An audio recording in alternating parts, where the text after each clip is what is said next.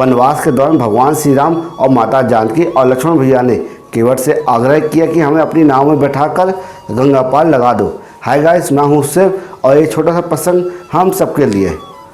केवट ने प्रभु श्री रामचंद्र जी से कहा कि पहले मैं आपके चरण पखारूंगा, फिर आपके चरण अमृत का रसपान करूंगा, उसके बाद मैं आपको गंगा पार छोड़ दूंगा। क्योंकि केवट जानता था कि आज साक्षात भगवान उनके दर पे आए हुए हैं। केवट भगवान के चरणों को धो रहे हैं, ये बहुत ही प्यारा दृश्य है। भगवान का एक पैर धोता और धोने के बाद पैर को थाली से बाहर निकाल कर रख देता। जब दूसरा वाला पैर धोने लगता तो पहला वाला पैर गीला होने के कारण जमीन में रखने से मिट्टी लग जाती। इसी तरह करके केवट ने भगवान श्री राम के एक एक पैर को 7-7 बार धोए। केवट प्रभु श्री रामचंद्र जी से कहता है कि एक पैर थाली में रखिए और दूसरा पैर मेरे हाथ की गदिया में, ताकि आपके पैर मैले ना हों। प्रभु श्री रामचंद्र जी केवट की भक्ति से बहुत प्रसन्न हैं। भगवान श्री राम धीमे धीमे मुस्कान के साथ भक्त के भाव को देख रहे हैं और भक्त की भक्ति का आनंद ले रहे हैं।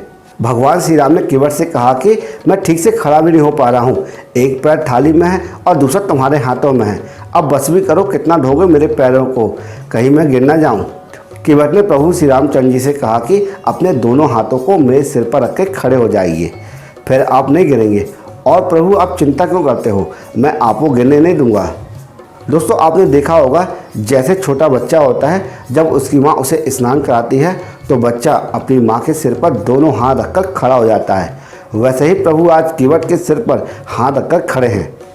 केवट ने प्रभु श्री रामचंद्र जी के दोनों हाथों को अपने सिर पर रखवा लिए और आशीर्वाद के साथ साथ प्रभु श्री रामचंद्र जी के चरण अमृत का भी रसपान किया। भगवान श्री राम ने केवट से कहा कि भैया केवट, आज तुम्हारी वजह से मेरा अभिमान टूट गया। केवट ने कहा कि प्रभु, हम तो आपके सेवक हैं, हम तो आपके दास हैं, भला हमारी वजह से आपका अभिमान कैसे टूट गया।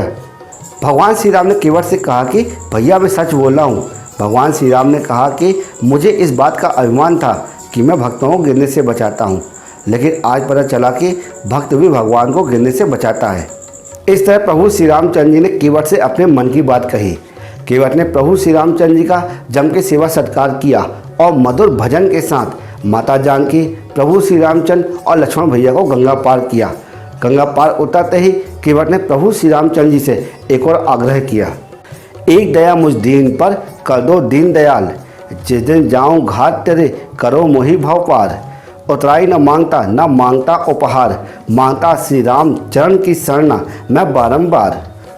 दोस्तों, प्रभु श्री रामचंद्र जी के संबंध में ये छोटा सा भक्ति प्रसंग आपको कैसा लगा, कमेंट बॉक्स में जरूर बताइएगा। अगर हो सके तो कमेंट बॉक्स में जय श्री राम जरूर लिख देना, क्योंकि हम आपके लिए इसी तरह यूजफुल कंटेंट प्रतिदिन बनाते रहते हैं। जय श्री राम। मेरे प्रभु श्री राम की, मेरे प्रभु श्री राम की सबसे ऊंची शान है, शान है, शान है। भारत का बच्चा बच्चा, भारत का बच्चा बच्चा मेरे राम पे कुर्बान है।